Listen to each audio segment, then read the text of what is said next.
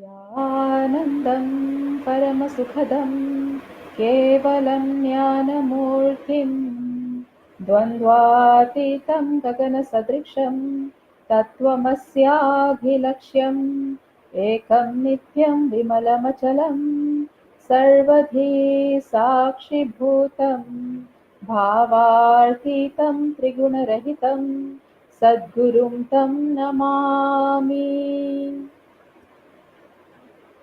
Nithyananda dear all, and welcome back.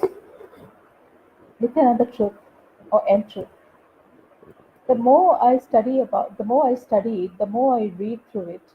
It keeps on making me wonder that where to start from, where to start a conversation or where to start a debate about the atrocity that people can thrive or people can throw on a living incarnation or a guru.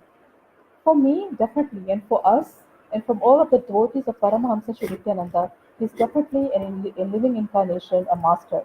But even if you see him, because he is in a human form, even if you see him as a person, how much should a person go through just to just to continuously stay on one side, which is the right side, and not give in? I was going through a moment through one of the states or through one of the situations that Swamiji was put through a potency test. And it gave me a huge shock. And then I realized that what happened. Actually, my first inner awakening with Swamiji was in 2014 in September.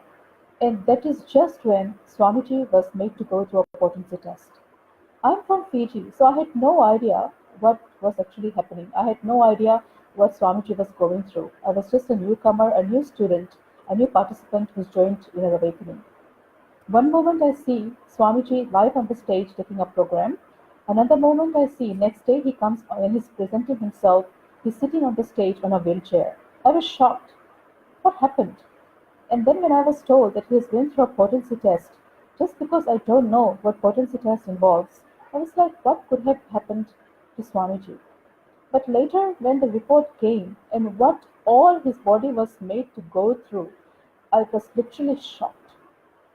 I come from Fiji, and yes, we have our political issues, and we have in situations whereby crimes have happened, but I have never ever experienced a so called priest in a temple or a church has to go through something like this.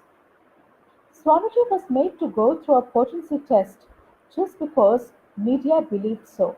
Media believed that he was involved in a sexual relationship with a woman, and that too with a woman who was infected with such kind of HIV disease. It's just even by touching her or her mucus, people will get infected. And Swamiji was already tested and he had come out clean. So why potency test? But Swamiji had no problem with it because he was very clear that he had not had any relationship with a woman and he was definitely clear out of it. And while going through all the processes that his body has gone through after getting the enlightenment experience, like which body will be capable of going through a physical relationship like this? It's not even necessary, but not even going there. That is not something I'm talking about today. The topic that I want to discuss about, or something that I want to share about, is that why, if we Indians, we Hindus are living in a city, in a society whereby we are throwing in so much respect, so much time, so much energy in the rituals, in the temples and everything, why aren't we giving the same support to a living incarnation who's literally making the humankind experience the powers, the Shaktis that we are all experiencing now? Swamiji has only done and good to the society and humankind.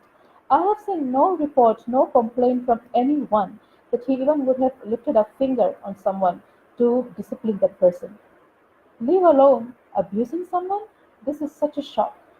What amazes me, continuously I'm using this word, amazes me, shocks me, frustrates me, is isn't there any kind of protection for the Hindus or any kind of protection for the people looking after or representing Hinduism? Why should a person uh, leave aside? Let's not talk. Suppose if we're not even talking about incarnation or any human being go through a potency test. It's not that he is a grahastha, or he's not that he's moving around in parties and all that. He is a simple sannyasi. So, what is it that is making people even agree?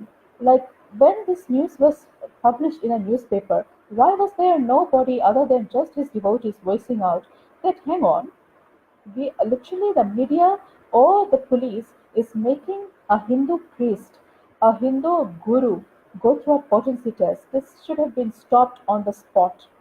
This should not have been allowed. Where is the justice there?